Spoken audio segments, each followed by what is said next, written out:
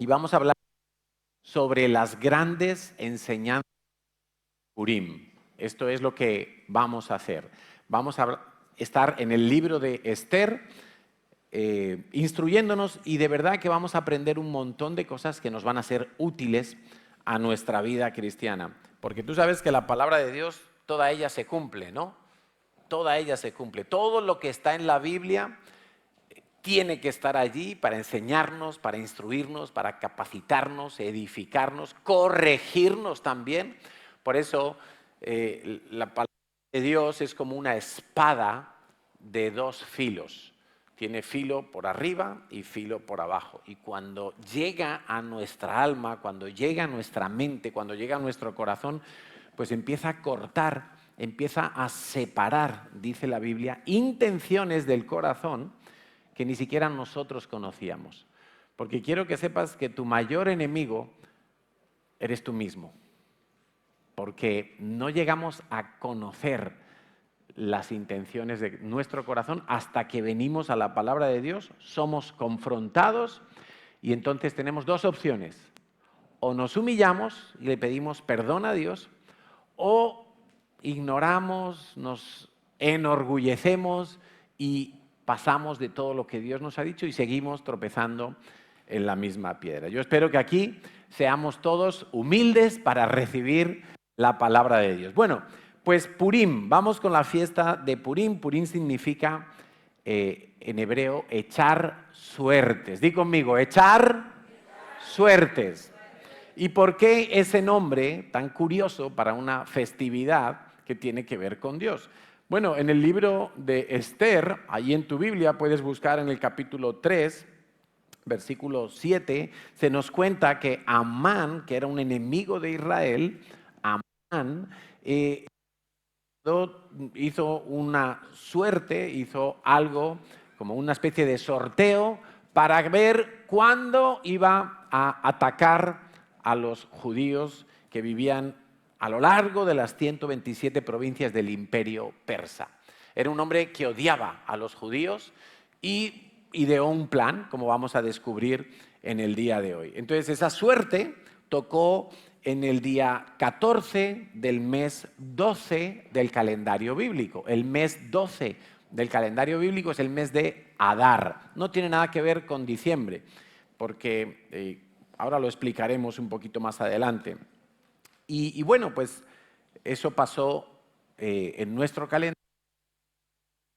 En nuestro calendario este año, eso coincidía con el viernes pasado, 14 de marzo, aunque cada año se va a mover, porque el calendario bíblico y el calendario que nosotros usamos, pues cada año tiene algunos desfases y no siempre coinciden que tal fecha de este sea la misma en este.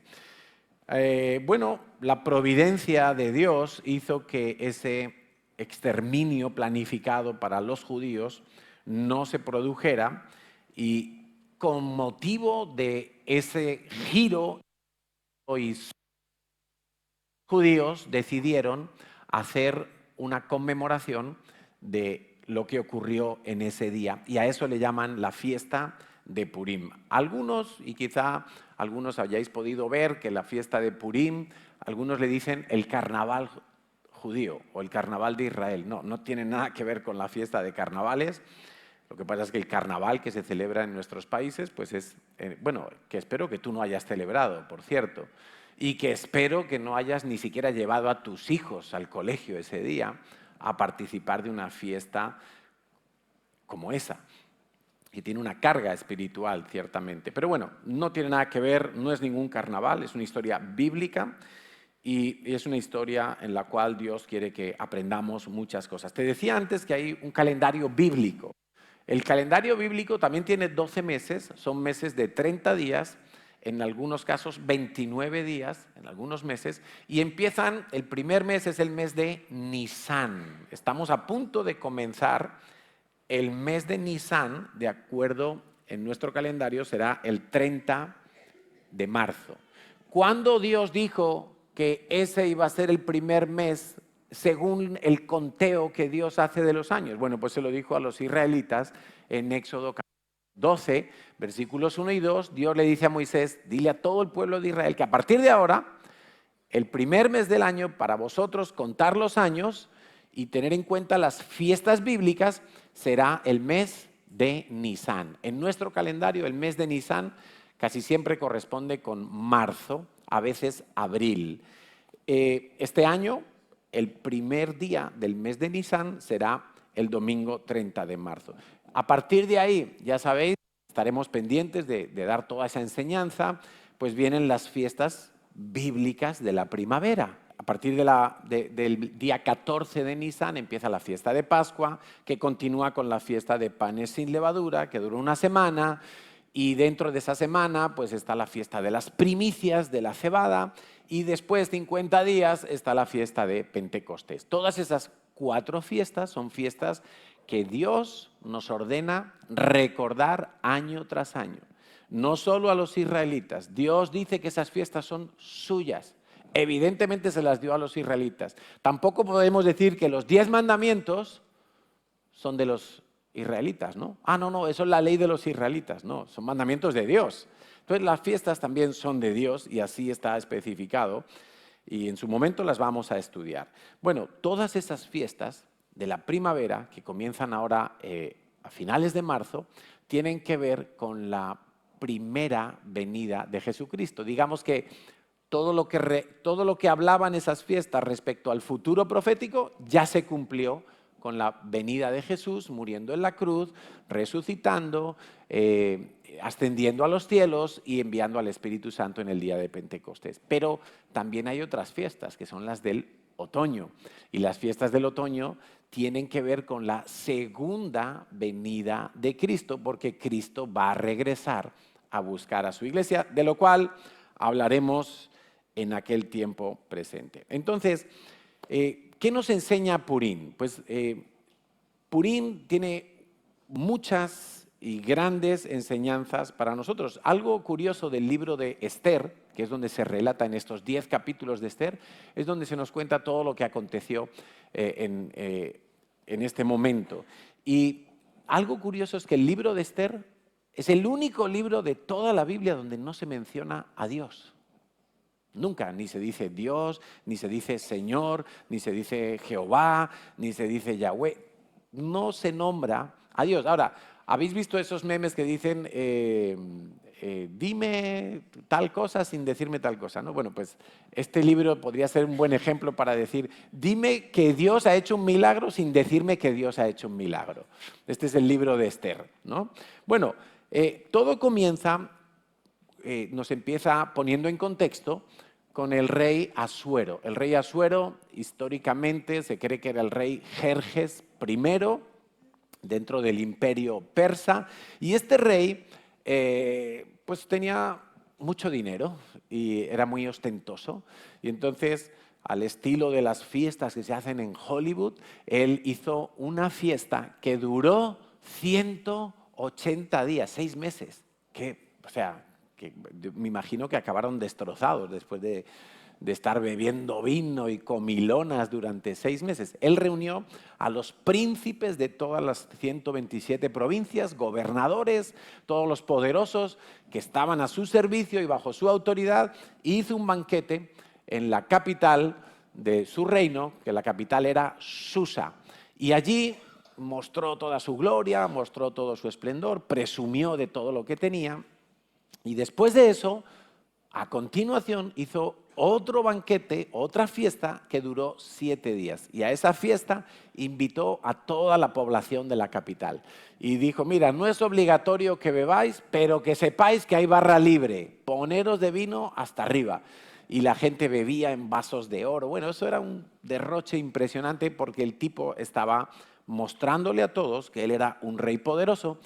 Y en medio de ese banquete, él manda llamar a su reina consorte, la reina Basti.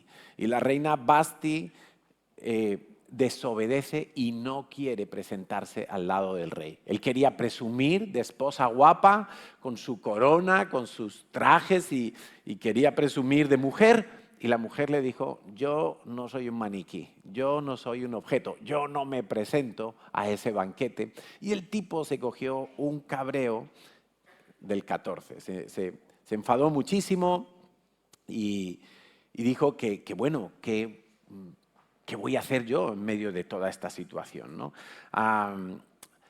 Pero en el fondo, esa circunstancia extraña, porque él era un hombre que tenía facultad para mandar a alguien a la horca o para poner a alguien más arriba de donde estaba.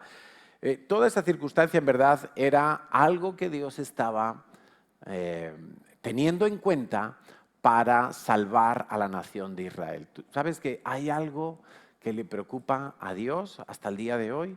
Y es la salvación de la gente, que la gente no muera en sus pecados. Si tú quieres saber en qué está ocupado Dios hoy en día, Dios está ocupado en tu salvación. Dios está ocupado en la salvación de toda la gente de esta ciudad y de toda la gente del mundo entero. En eso es en lo que Dios está ocupado. Y Dios no descansa porque hoy sigue siendo día de salvación para todo el mundo, incluido tú que estás aquí hoy. Entonces, bueno, Asuero representa ese tipo de hombres que en algún lugar Dios los utiliza para salvar, para que los planes de Dios se cumplan con Israel o incluso con la iglesia de Dios. Y Asuero es como, por ejemplo, el rey Ciro o el rey Darío. El rey Darío fue el que autorizó la reconstrucción del templo de Jerusalén.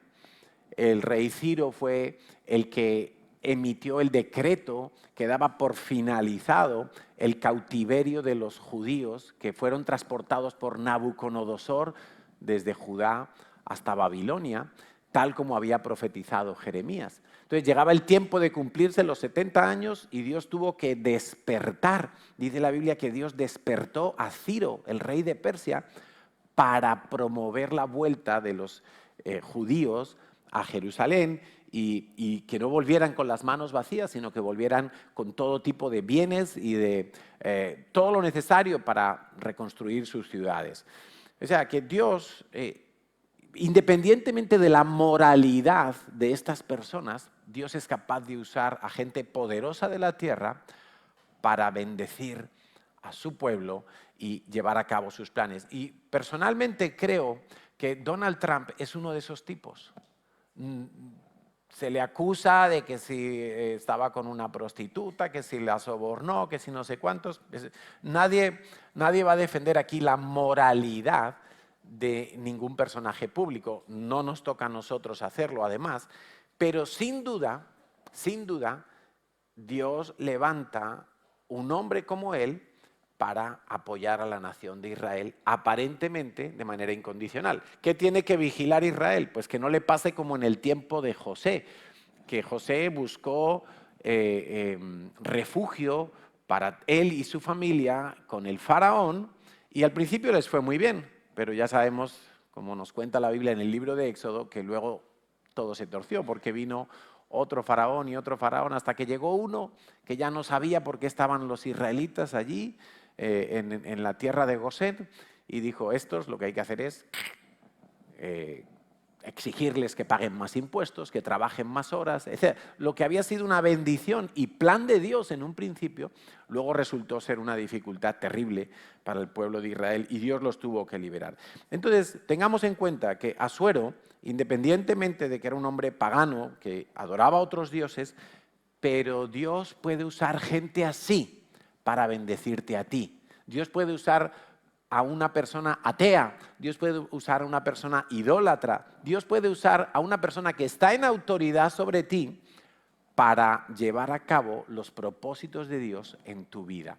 Entonces, ahí entra en escena la reina Vasti, que se rebela, no quiere asistir a este banquete, y el rey Asuero pues entra en crisis, claro, porque los hombres somos así, no entendemos a las mujeres. A veces uno dice: ¿pero por qué ha hecho mi mujer esto? ¿Pero por qué me pregunta a mí qué pendiente le queda mejor? Cuando Natalia me pregunta eso, yo me pongo nervioso porque digo, no sé. Los hombres no entendemos a las mujeres. Por eso Dios no nos dice en su palabra que las entendamos, que hagamos un esfuerzo de entenderlas. porque nos estaría pidiendo algo que no podemos hacer. Pero Dios nos dice que las amemos. Varones que estáis aquí, amad a vuestras mujeres. Y si no la entiendes, ámala. Y si la entiendes, te tocó la lotería. Gloria a Dios. Pero mientras tanto, ámala. Y entonces, el rey Asuero, que no entiende lo que Vasti está haciendo, pide consejo a su grupo de consejeros. Y claro, pues, como eran hombres también, pues, ¿qué le van a decir, no? Dice, oye, tío, qué mala suerte has tenido, que tu mujer no te hace caso. Bueno, le aconsejan que la destituya, que nunca más sea considerada reina, que le quiten su corona, sus privilegios, y que ya quede como en aislamiento, ¿sí? Y que el rey Asuero pues se consiga una nueva esposa. Y para eso hace un concurso, Miss Persia. Entonces se tienen que presentar las mujeres más bonitas de todas las provincias que componían el imperio persa de ese momento y que fueran vírgenes, que fueran guapas, que fueran espectaculares, ¿no? Y entonces las traían a la capital, Susa, y las tenían 12 meses, has oído bien, 12 meses en tratamientos. Eso le metían todo ahí, el botox, le metían masaje, spa, todas las mejores cremas, con todo lo mejor de ese tiempo para esas mujeres. Y cada una de las candidatas, pasado esos 12 meses, era llamada a presentarse por turno delante del rey. Era como el día del examen, ¿no? A ver esta, a ver si es tontita o inteligente, o solo guapa, o es graciosa, o le gustan mis chistes, bueno, así, ¿no? Como mirando a ver cuál era la mejor candidata. Nos cuenta la Biblia, y ahí entra en juego Esther, la reina Esther, que ese es un nombre persa, su verdadero nombre era Hadasa, con H, y Hadasa nunca le había revelado, mientras estuvo en ese proceso de 12 meses, nunca le había dicho a nadie que era judía. ¿Por qué? Pues porque su primo Mardoqueo es lo que le había aconsejado. Sí, es su primo, no es su tío. Algunos dicen, es su tío Mardoqueo. No, eran primos. Y ella tenía en oculto su identidad, su procedencia. Seguramente, pues porque eso era lo más sabio en ese momento. Y nos dice en Esther 2:17 que el rey Asuero amó a Esther más que a las otras mujeres y halló ella gracia, ahí empezamos a ver la intervención de Dios, halló ella gracia y benevolencia delante de él más que todas las demás vírgenes y puso la corona real en su cabeza y la hizo reina en lugar de Vasti. Bueno, es algo tremendo, ¿no? Pero Esther no era solamente guapa. Esther era una mujer sencilla y era una mujer obediente. Yo sí tengo que destacar, claro, como no la he visto ni en foto, a Esther, pues seguramente era guapa, porque Asuero era uno de los requisitos que ponía, pero era una mujer obediente. La Biblia nos dice en 2 ocasiones que ella hacía todo lo que su primo Mardoqueo le decía y todo lo que el eunuco, el sirviente que le habían puesto para cuidarla y educarla y enseñarle el idioma, etcétera, etcétera, todo lo que esas dos personas le aconsejaban, ella prudentemente lo obedecía. Y por eso le fue bien. Y quiero que sepas que a los que obedecen les va bien. Esto lo dejo ahí para el que lo quiera recibir. Los que son obedientes les va bien. Y a Esther le fue muy bien.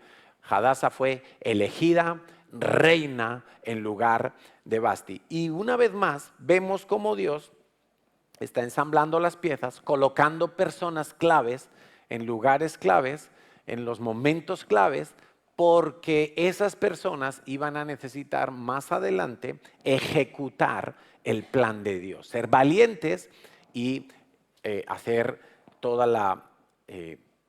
lo que Dios estaba queriendo hacer. Bueno, hemos hablado de Mardoqueo, primo de Esther. Mardoqueo era judío también, había sido traído desde Judá al imperio persa, en este caso a la ciudad de Susa, y él era un hombre que no estaba dentro de palacio, pero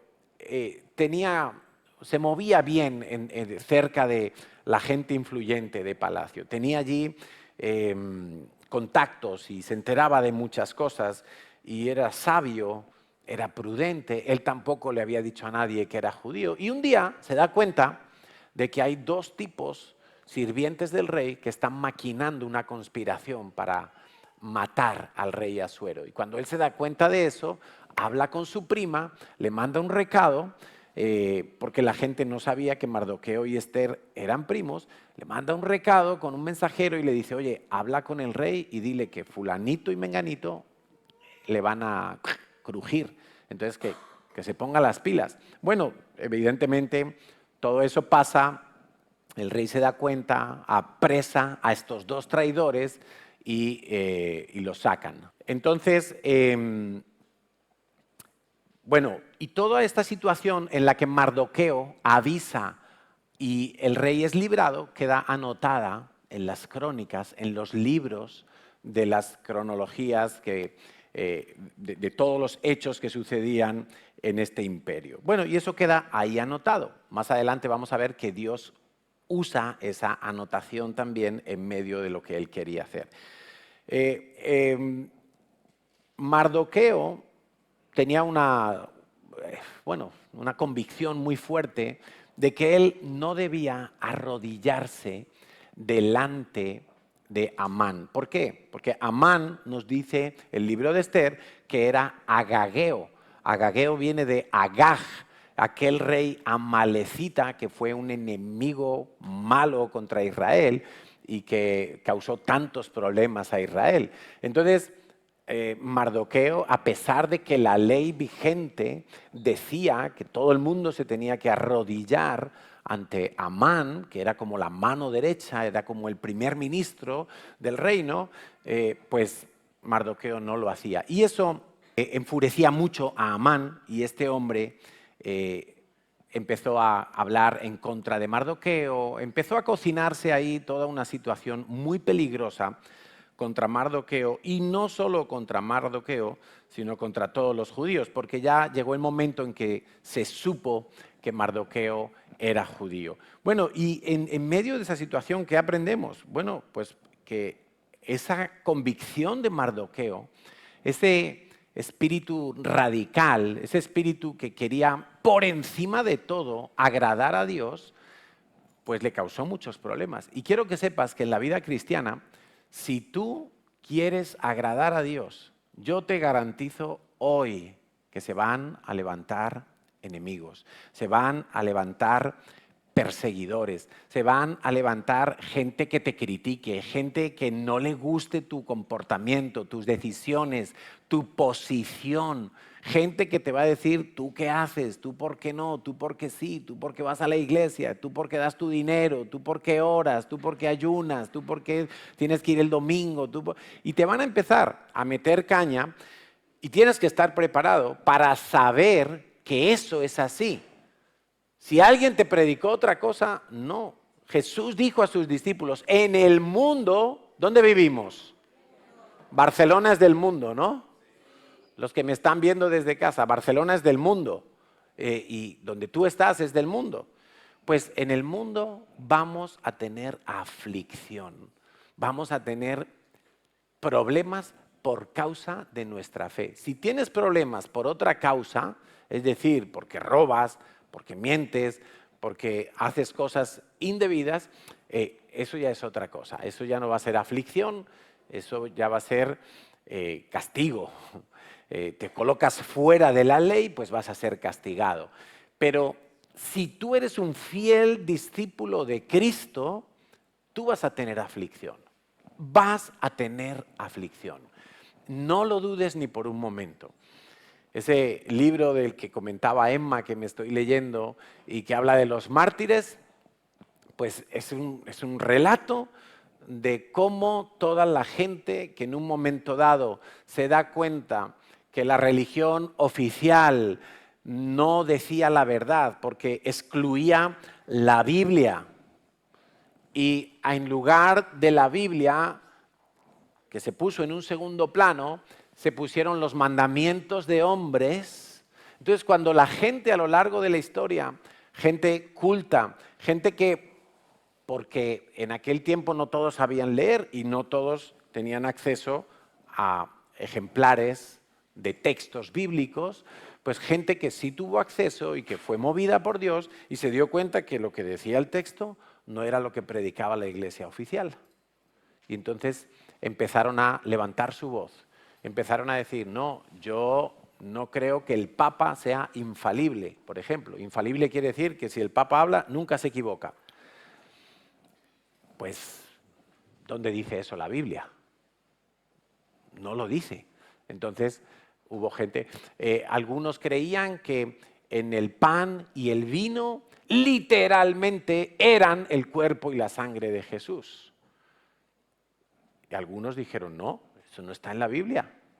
Entonces se negaban a comer el pan y el vino si se predicaba de esa manera. Entonces hubo gente que empezó, cuando uno se muere, la iglesia oficial decía que el alma de esa persona iba a un lugar llamado purgatorio y que los de la tierra, con sus rezos y oraciones, podían pedir a Dios que lo pasara del purgatorio al cielo. Pero eso no está en la Biblia.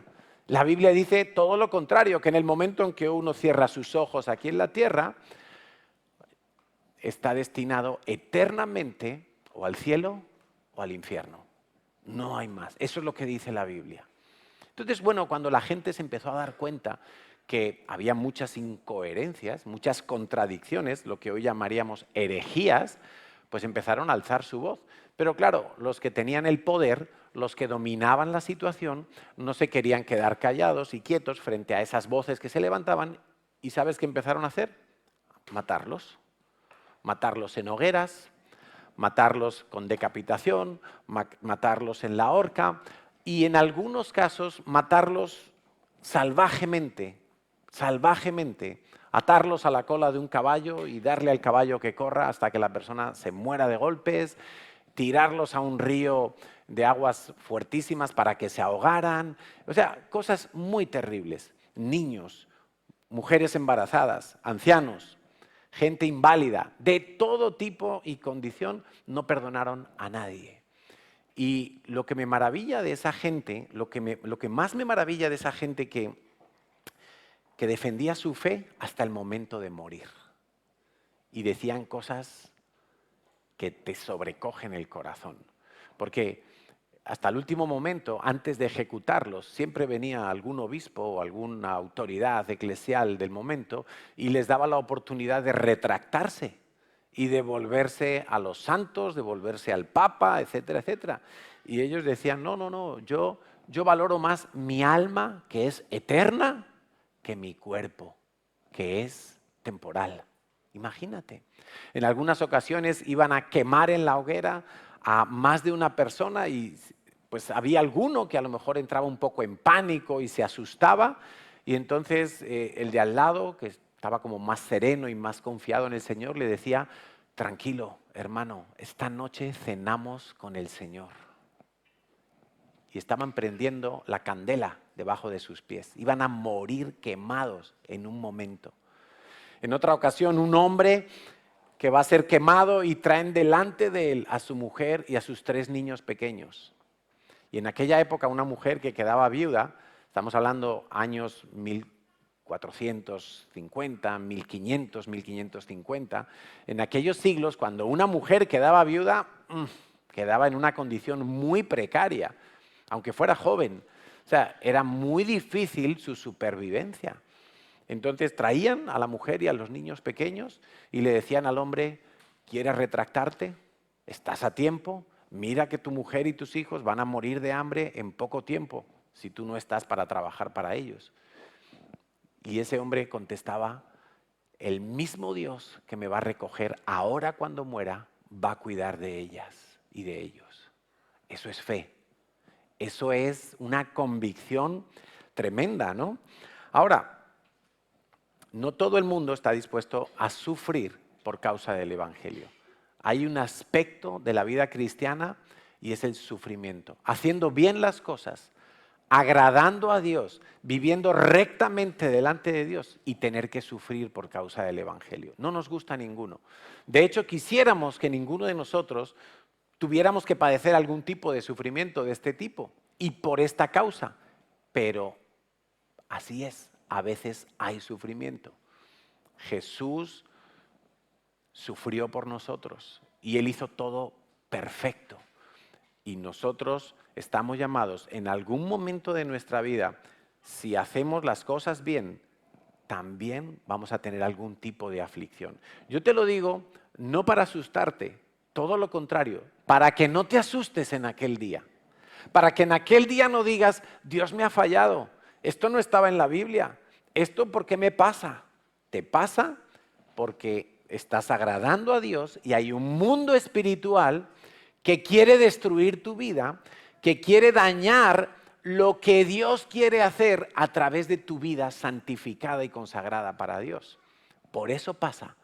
Pero aún en esos casos, Dios se glorifica. Algunas personas creen que cuando los mártires han muerto, mira, y te estoy hablando de miles y miles y miles de personas, muchas, cientos de miles, hasta el día de hoy, está muriendo gente por causa del Evangelio. Simplemente por tener una Biblia, simplemente por congregarse 3 o 4 cristianos en una casa. Eso está pasando a día de hoy. Pero quiero que sepas que cuando un mártir muere, no es una derrota. No es que Dios ha fallado. Esteban murió martirizado. Ahí lo tienes en el libro de los Hechos. Pero eso no fue una derrota. Él vio la gloria de Dios instantes antes de morir. Dios quería confirmarle en la fe que eso no era una derrota, que simplemente su cuerpo moría, apedreado en esa ocasión, pero él pasaba a la presencia del Señor. Porque, como dice Pablo en sus cartas, cuando un cristiano está 100% seguro de la obra de Cristo en su vida, no tiene ningún temor a morir porque está deseando que este tabernáculo temporal sea revestido de inmortalidad. Amén. Por eso, de verdad, no tengas miedo a morir. No tengas miedo a sufrir por causa del Evangelio. Porque si el Señor llegara a disponer que alguno de nosotros tuviéramos que morir por causa del Evangelio, eso sería para gloria de Dios, aunque los hombres lo vean de otra manera. Quiero advertírtelo porque hoy en día, contemplo con asombro y con tristeza que muchos cristianos solamente quieren oír palabras bonitas. Solamente quieren oír palabras de prosperidad. Solamente les gusta escuchar mensajes donde el profeta venga y les anuncie que van a viajar por las naciones y que van a hacer muchos milagros. Eso sí, en cuanto les digan algo de la mirra que hay que soportar, no, entonces no. Pues quiero que sepas que sí, que cuanto más te consagras a Dios, más mirra habrá. Más sufrimiento habrá. Y a veces el sufrimiento no es la muerte física. A veces el sufrimiento va a ser que los amigos te dejen, o que la familia te critique, o que pierdas un trabajo, o que no te den un trabajo. ¿Quién sabe? Tienes que estar dispuesto porque solo entonces, cuando viene la aflicción, solo entonces podrás ver la gloria de Dios sobre tu vida. Sea para muerte o sea para vida. Sea que Dios te mande con Él, o sea que... Pablo decía, yo prefiero morir. Sí, y mira que Pablo las pasó canutas. Estuvo naufragado, estuvo apedreado, estuvo en cárceles, en azotes. Él decía, si por mí fuera, ya que me hubieran matado en una de esas. Si yo prefiero partir y estar con el Señor. Eso decía Pablo. Dice, pero sé que todavía el Señor me quiere aquí un tiempito más, porque todavía Él quiere hacer cosas a través de mi vida. Pero si por mí fuera, decía Pablo, ya, que me lleve ya, que quiero estar con Él, es mucho mejor. Es mucho mejor, pero a veces nosotros ni siquiera por causa de lo que Dios quiere hacer, sino por causa de lo que uno mismo quiere lograr, es que queremos estar aquí más tiempo. Ay, no, porque me quiero casar, porque quiero tener 5 hijos, porque quiero conocer Etiopía, porque... No, pues, si tú crees lo que dice la Biblia, si tú lo crees, tú y yo deberíamos estar totalmente convencidos que lo mejor es que el Señor nos lleve. Ahora, como eso es soberanía de Dios, si el Señor quiere que sigamos aquí, será para que Él lleve a cabo sus planes, no los nuestros, no para nuestro capricho. Entonces vemos que Mardoqueo empezó a tener problemas, Amán empezó a criticarlo, empezó a buscar consejo para ver qué hacer frente a esa actitud desafiante de Mardoqueo, que no se quería arrodillar delante de Amán, el primer ministro del reino. Y bueno, en ese momento Amán logra hacer se habla con el rey Asuero y le convence de que lo mejor es hacer un edicto, un decreto real con el sello del rey para que todos los judíos sean exterminados en las 127 provincias. Y mira cómo es el plan, porque esto es asombroso.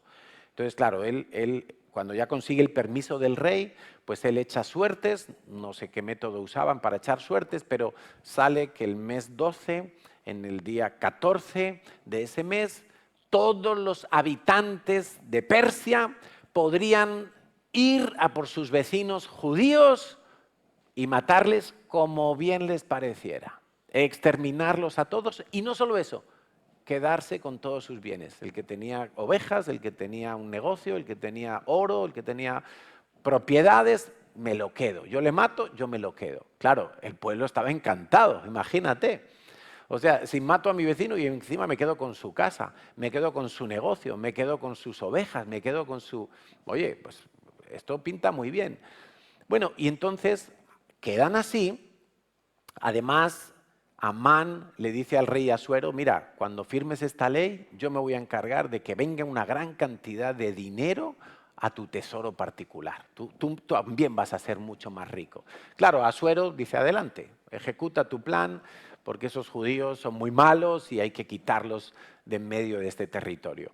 Ahora, quiero que pienses que los judíos en ese momento tenían casi 12 meses por delante. Cuando se reparten las cartas y llegan a las 127 provincias, con la lectura del decreto real, los judíos dicen, ¿qué vamos a hacer? Ahora, tú imagínate lo que es tener, piensa en esto, un vecino que sabe que el día tal tiene el derecho de matarte y quedarse con tus bienes. Y tú también lo sabes. Y ese vecino te saluda, hola, buenos días. Buenos días. Buenos días, ya queda menos. Cuídame bien las ovejitas que van a ser mías. ¿Tú te imaginas lo que sería eso? Saber que tu vecino, el día señalado por la ley, te va a matar, a ti y a tus hijos, y se va a quedar con todo lo que tú tienes. ¿Qué opción tenían los judíos? Pues muy pocas, muy pocas. Defenderse no podían. Huir a otra provincia, bueno, el imperio persa en ese tiempo era enorme, 127 provincias, o sea, no era como, pues me voy de Barcelona a Tarragona, no, eso era inmenso. Bueno, pasa el tiempo, claro, cuando Mardoqueo se da cuenta de esta orden, pues él no se queda quieto. Mira, históricamente, quiero que sepáis que algo muy parecido a esto ocurrió en el año 1641 en Irlanda. En Irlanda llegó la Reforma Protestante que inició Lutero y que iniciaron otros reformadores, esos que protestaron porque los mandamientos oficiales de la Iglesia Católica no correspondían con lo que había escrito en la Biblia. Entonces, allí donde empezó esta revolución en Irlanda, pues resulta que en un momento dado las autoridades eclesiales convencen al rey de turno para que en una fecha señalada se puedan matar a todos los de la fe protestante. A todos. Sabes que nosotros venimos de la fe protestante. O sea, nosotros venimos de toda esa reforma que inició Lutero, donde es solo la Biblia, solo Jesucristo, donde el hombre no es por gracia, donde yo no tengo que cumplir mandamientos, ni visitar ningún santuario, ni hacer nada, ni oraciones por los muertos. No, si yo tengo a Cristo, tengo la vida. Eso es lo que dice la Biblia. Si no tengo a Cristo, no tengo la vida. Bueno, pues la diferencia es que en aquel año 1641, en Irlanda, esa ley fue secreta. Solo la conocían los no protestantes. Y entonces se estableció que ¿cuándo era? A ver, lo tengo por aquí anotado. No me acuerdo. Sé que era en octubre, creo que era el 20 o el 21 de octubre de aquel año, se dictaminó como la fecha en la que todos los vecinos podían matar a sus vecinos protestantes por sorpresa, matarlos y quedarse con sus bienes. Y en aquel tiempo, pues nadie se levantó, nadie intervino. Dice el historiador Fox que los vecinos se portaban gentilmente con sus vecinos protestantes para que no sospecharan nada y que llegado ese día pudieran caer sobre ellos con facilidad. Bueno, los libros de historia nos cuentan que murieron más de 150.000 personas protestantes en unos poquitos meses en Irlanda, en el año 1641. En aquella ocasión sí prosperó ese plan tan perverso. Pero bueno, en el caso que nos ocupa en el libro de Esther y la fiesta de Purim, pues Mardoqueo no se queda quieto. Mardoqueo era judío, practicante. Mardoqueo fue llevado desde Judá al imperio persa, cautivo, estaba como en el exilio. Pero Mardoqueo era como el profeta Daniel, era un hombre íntegro, era un hombre que no se olvidó de sus raíces, era un hombre que siguió teniendo temor de Dios, que seguía practicando la ley de Dios fielmente. Era un hombre que no se dejó a sobrepasar de la ola cultural en la cual había sido sumergido allí en Susa. Y esto es una gran enseñanza para nosotros también, que no podemos dejarnos asimilar de la cultura de la cual estamos rodeados. Por eso yo te digo que llegado la fiesta de carnaval, por ejemplo, o Halloween, o cosas semejantes, no lleves a tus hijos al colegio, porque tú eres de otra cultura, eres de la cultura del cielo. Y lo que tú tienes que celebrar son las fiestas bíblicas. Y hombre, fiestas que no están en la Biblia, pero que son abiertamente de carga espiritual negativa, como puede ser Halloween, como puede ser Carnaval, pues por supuesto que no las debemos de celebrar, porque dice la palabra, ¿qué comunión tiene Cristo con Belial? ¿Qué comunión hay entre la luz y las tinieblas? O es de noche o es de día, no puedes estar viviendo las dos realidades. Nosotros vivimos en la luz, somos del reino de la luz, somos hijos de Dios, ya no somos hijos del diablo. Amén. Bueno, pues Mardoqueo era un tipo así y entonces él echó mano de su fe y dijo, bueno, vamos a leer específicamente lo que dice el capítulo 4 en los versículos 11 al 17 porque es algo, yo lo que veo aquí es una determinación espectacular.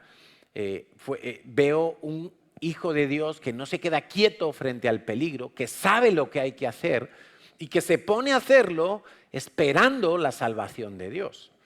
Dice que todos los siervos del rey y el pueblo de las provincias del rey saben que cualquier hombre o mujer, pongo en contexto, Mardoqueo le dice a Esther, oye Esther, ahora que eres reina, ahora que estás cerca del rey, tienes que hablar con el rey para que nos libre de este día de muerte que ha sido señalado por el rey. Claro, Esther todavía no le había dicho al rey que ella era judía. Entonces era como una situación un poquito tensa allí, ¿qué iba a pasar? Y ella le contesta a su primo Mardoqueo y le dice, mira, todos los siervos del rey y el pueblo de las provincias del rey saben que cualquier hombre o mujer que entra en el patio interior para ver al rey sin haber sido llamado, una sola ley hay respecto a tal persona y es que ha de morir. O sea, Esther dice, si yo me presento delante del rey a pedirle ayuda, el rey me puede matar, porque hay una ley que dice que si el rey no te llama, tú no puedes venir a él. Entonces, eso es lo que contesta Esther. Dice el versículo 12, dijeron a Mardoqueo las palabras de Esther, entonces Mardoqueo respondió a Esther, no pienses que escaparás tú en la casa del rey más que cualquier otro judío. Porque si callas absolutamente en este tiempo, respiro y liberación vendrá de alguna otra parte para los judíos, mas tú y la casa de tu padre pereceréis. Fíjate qué claro lo tenía Mardoqueo. Mardoqueo sabía que si Esther no era valiente, que si Esther no entendía, como le dice Mardoqueo, y quién sabe si para esta hora has llegado al reino. Esa es una de las frases más famosas de este libro, ¿no? ¿Quién sabe si para esta hora? Hay hasta canciones. Mardoqueo le está diciendo a Esther, oye, ¿tú no te das cuenta que además de ser una privilegiada, ese privilegio que tienes lo tienes que usar para los propósitos de Dios? Tú tienes que ser un instrumento en manos de Dios ahora que eres reina y estás al lado del rey. Tú tienes que servir para salvar a los judíos. Y no pienses que por ser reina tú...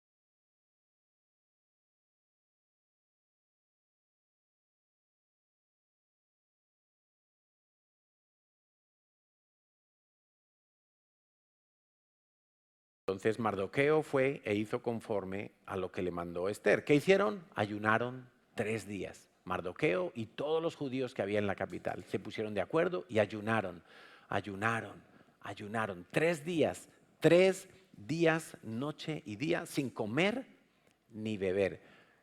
Estaban clamando a Dios.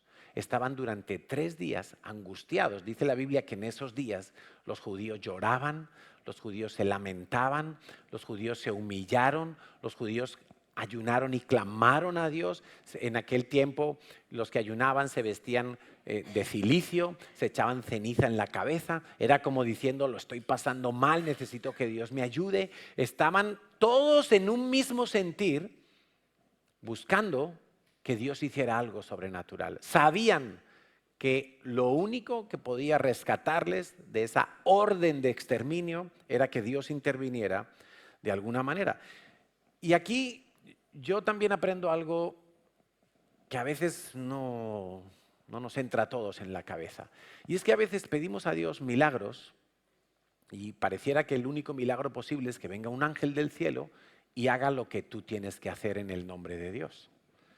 Y muchas veces los milagros que Dios hace son precisamente porque alguien que le cree a Dios se pone en la brecha, se pone a clamar y Dios, a través de esa obediencia, hace el milagro.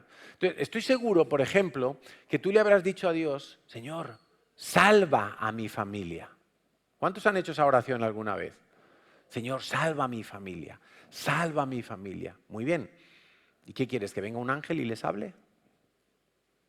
¿O tú vas a ser valiente y en algún momento, después de orar, quizá ayunar, prepararte convenientemente, te vas a atrever a hablarlos del Evangelio de Cristo? No traerlos a la iglesia, no, hablarles. Hablarles el Evangelio. ¿Te vas a atrever? Porque a lo mejor ese es el milagro. El milagro no es que Dios los salve, el milagro es que tú te atrevas a hablarles. ¿Entiendes?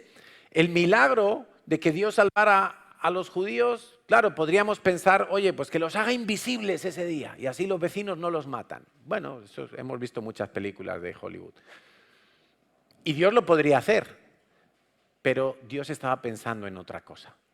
Y necesitaba que Esther fuera valiente y que tuviera fe en Dios y en lo que Dios podía hacer. Entonces, en ese tiempo pasa algo asombroso, ya Dios empieza a intervenir y después de ayunar, pues Esther decide entrar a ver al rey. El rey podía decir, uy, esta se atreve a entrar sin que yo la haya llamado, que la fulminen ahora mismo. Pero ella se atreve y el rey la recibe, ella halla gracia y le dice, rey, he preparado un banquete en honor a ti, quiero que vengas porque tengo una petición que hacerte. Y quiero que venga también Amán, el enemigo de Israel. Quiero que venga también Amán y yo te haré esa petición. Y entonces el rey le dice, vale, muy bien, pues mañana voy a la fiesta esa que has preparado y que sepas de antemano que yo te concedo hasta la mitad de mi reino si así me lo pides. Como diciendo, mira, estoy generoso, mira, hasta la mitad te puedo dar. 127 provincias, pues mira, 63 para ti, 64 para mí. ¿Os acordáis cuando Salomé le dijo a Herodes, bailó y Herodes le dijo, pídeme lo que quieras, hasta la mitad de mi reino te daré? Pero Salomé pidió la cabeza de Juan el Bautista. Entonces Esther lo que iba a pedir evidentemente era otra cosa, pero bueno, hizo el banquete, todo muy bien, y en el banquete el rey le dice, bueno, ¿qué me ibas a pedir? Y Esther dice, bueno, mañana tengo otro banquete preparado, ven mañana con Amán también, y allí te declararé mi petición. Y el rey, que había bebido buen vino, estaba contento, dijo, pues mañana venimos otra vez. Pero pasó algo, dice en Esther capítulo 6, mira qué asombroso. Aquella misma noche se le fue el sueño al rey. Y dijo que le trajesen el libro de las memorias y de las crónicas y que se las leyeran en su presencia. Claro, estaba desvelado el hombre, estaba aburrido, no había YouTube, no había televisión. Y dijo, bueno, pues leerme un poco de las crónicas de nuestro reinado, a ver qué cosas han acontecido y que me refresque la memoria. Entonces dice el versículo 2, entonces hallaron escrito que Mardoqueo había denunciado el complot de Bigtán y de Teres, los dos eunucos del rey, de la guardia de la puerta, que había procurado poner mano en el rey Asuero. Entonces cuando él lee esto, le leen esto, él dice, oye, ¿y qué se hizo con Mardoqueo? ¿Se le puso alguna medallita o algo? Porque este hombre me salvó la vida. Dice, no, no se hizo nada. Pues ahora mismo que le pongan una distinción, que se monte en el caballo del rey, que le pongan ropas reales, que le pongan la... Bueno, le hizo un reconocimiento impresionante, lo cual puso a Amán peor todavía, porque él pensaba que ese reconocimiento tenía que ser para él. Y cuando vio a Mardoqueo exaltado por el rey, pues él se puso peor todavía. Y en el capítulo 7 llegamos al momento cumbre de toda esta historia, y es que en esa segunda fiesta, Esther por fin le declara al rey que ella es judía y que ella teme no solo por su vida, sino por todo el pueblo de los judíos que está disperso en todo el imperio persa, y que si mueren los judíos, eso va a resultar un gran perjuicio para el propio rey, porque los judíos normalmente donde van generan riqueza, generan crecimiento, generan prosperidad en la sociedad. Y el rey dijo, pues tenemos un problema. Charlie, tenemos un problema. Una orden del rey no se puede revocar. Esa era la ley de aquel imperio. Una vez que el rey había sellado con el anillo del rey una ley, no se podía retroceder. Dijo, tenemos un problema, pero dice Mardoqueo, bueno, hagamos algo, señor rey. Dale autoridad a los judíos para que en ese día que los quieren matar, ellos se puedan defender. Era sabio Mardoqueo, ¿no? Porque podría haber dicho, no sé, cualquier otra cosa, pero le hizo esta petición al rey. Y lo más asombroso es que como el rey esa noche anterior había visto lo que Mardoqueo había hecho y le había dado toda esta distinción pública en medio de la ciudad, pues dijo, me parece bien lo que dice Mardoqueo. Y además, ¿sabes qué? Que Amán se ha colgado en la horca que él había preparado para Mardoqueo. Para que aquel día donde iban a morir los judíos, Amán pretendía ahorcar a Mardoqueo. La salvación de Dios fue asombrosa, pero se necesitó que Esther, Mardoqueo se pusieran de acuerdo, ayunaran, buscaran la salvación venida del cielo, no buscaran soluciones naturales. Mejor dicho, las soluciones humanas, naturales que nosotros podamos buscar tienen que ser inspiradas por Dios. Porque yo digo que en el 99% de los casos, Dios, el milagro que va a hacer, va a venir a través de la obediencia tuya a las promesas de Dios. No necesariamente porque algo que pasa a las condiciones naturales y las leyes físicas ocurra. ¿Me estás entendiendo? Dios quiere gente obediente. Dios busca gente que le crea. Dios busca gente que diga, Dios lo ha dicho, Dios lo va a hacer. Yo simplemente camino en dirección de la promesa y sobre la promesa. Y Dios abrirá el mar. Lo vimos cuando Moisés tiene que cruzar el mar y está huyendo de los egipcios. Y llega a la orilla y el mar no se abre. ¿Cuándo se abre el mar? Cuando él mete el pie en el agua. Evidentemente que se abriera el mar era algo sobrenatural, pero se requería que él metiera los pies en el agua, que él fuera obediente. Dios le dijo, pasa. Y a veces nosotros estamos esperando a que todas las condiciones, a que el milagro ya se haya producido, para entonces nosotros avanzar. No, obedece. Aunque todavía no veas el milagro, sigue caminando, aunque todavía no veas la provisión, la respuesta, la sanidad. Sigue creyendo, permanece, persevera, porque Dios no falla. Porque si Dios lo ha dicho, Dios lo va a hacer. Y entonces, pues se le dio a los judíos esa potestad.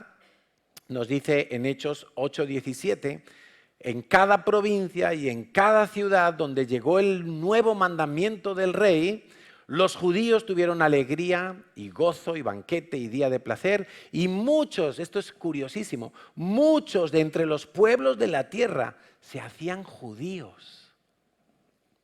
Porque el temor de los judíos, fíjate que no dice el temor de Dios, pero el temor de los judíos era el temor de Dios. El temor de los judíos había caído sobre ellos. Mucha gente, cuando te vea a ti firme en Dios, creyendo a Dios, y cuando vean lo que Dios ha hecho en tu vida, ellos dirán, yo quiero lo que tú tienes. Yo quiero eso especial que tú tienes. Y a lo mejor no saben lo que es, pero dicen, yo me quiero, llévame donde tú vas. ¿Qué es lo que tú haces para estar así? Para estar contento aunque te hayan echado del trabajo. Para estar con gozo aunque hayas perdido un ser querido. ¿Qué tienes tú? Bueno, pues muchos, dice, de entre los pueblos de la tierra se hacían judíos porque habían visto que Dios estaba con los judíos. En Esther 9:1 dice que en el mes duodécimo, que es el mes de Adar, a los 13 días del mismo mes, cuando debía ser ejecutado el mandamiento del rey y su decreto, el mismo día en que los enemigos de los judíos esperaban enseñorearse de ellos, sucedió lo contrario, porque los judíos se enseñorearon de los que los aborrecían. Dice la Biblia que en Susa murieron 500 enemigos de Israel y en el resto del imperio persa murieron 75,000 personas. O sea, Dios, pero también dice una cosa, los judíos que mataron a esos que querían matarlos a ellos, no se quedaron con sus bienes. Es que a ellos les iba bien. Ellos eran gente próspera. Porque el que tiene la bendición de Dios va a prosperar. Pero no va a prosperar como el mundo te dice que tienes que prosperar. Porque te recuerdo que tú estás en este mundo, pero no eres de este mundo. Esto en inglés no sé cómo se dirá, porque es el mismo verbo. Pero nosotros estamos aquí, vivimos aquí, nos movemos aquí,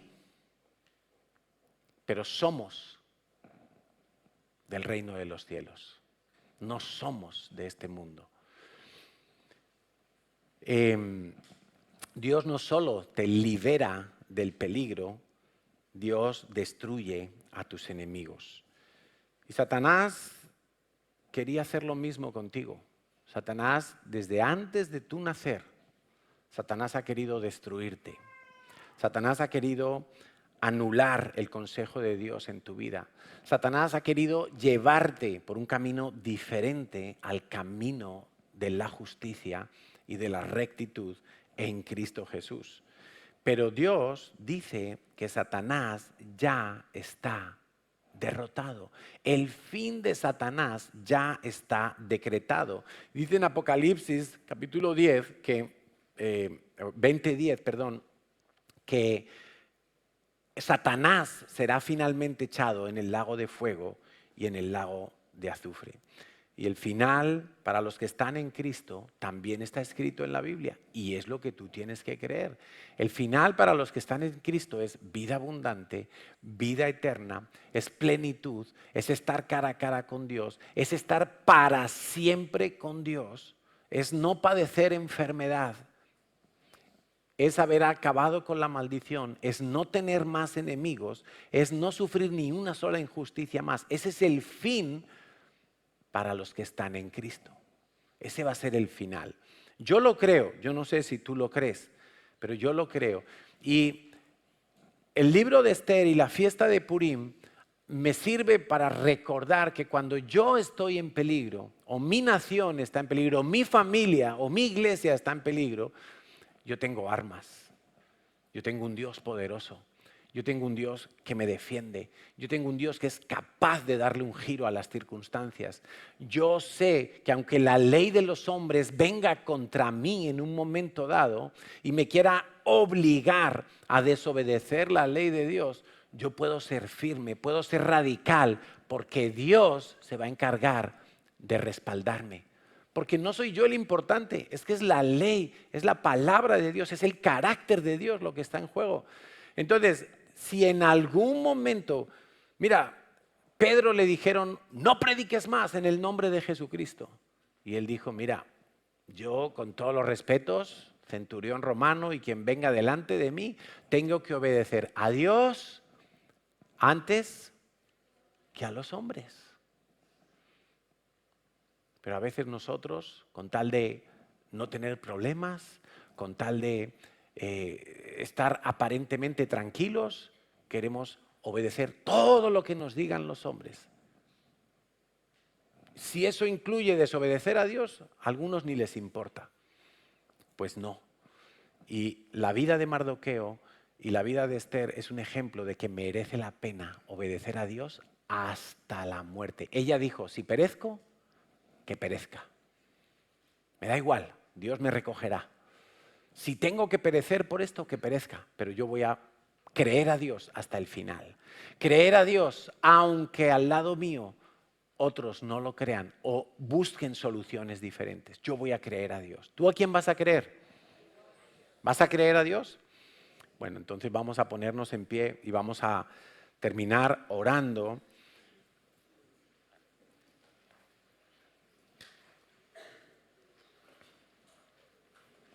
Ahora, yo quiero que tú te imagines aquella situación en la que los judíos tuvieron que vivir casi durante 12 meses,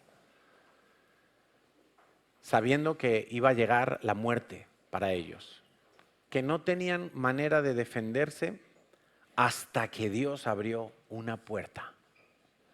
Y quizá eso es lo que tú estás viviendo hoy en día. Quizá tú estás viendo que hay algo en tu vida que está amenazado, que está oprimido, que está muriéndose, que va irremediablemente hasta un punto de no retorno. Y si ese es tu caso, en algún área de tu vida, finanzas, familia, emociones, trabajo, sea cual sea, pues felicidades, porque hoy Dios te está enseñando que tú puedes clamar a Él. Y si tú clamas a Dios, Dios te va a responder. Dios te va a dar una salida. Dios te va a librar de esos enemigos. Dios te va a sacar de esa situación. ¿Cómo lo va a hacer? No lo sé. Pero yo te invito a que le creas a Dios, a que le creas fielmente, a que le creas hasta el final, a que no cambies tu ruta de confiar en Dios.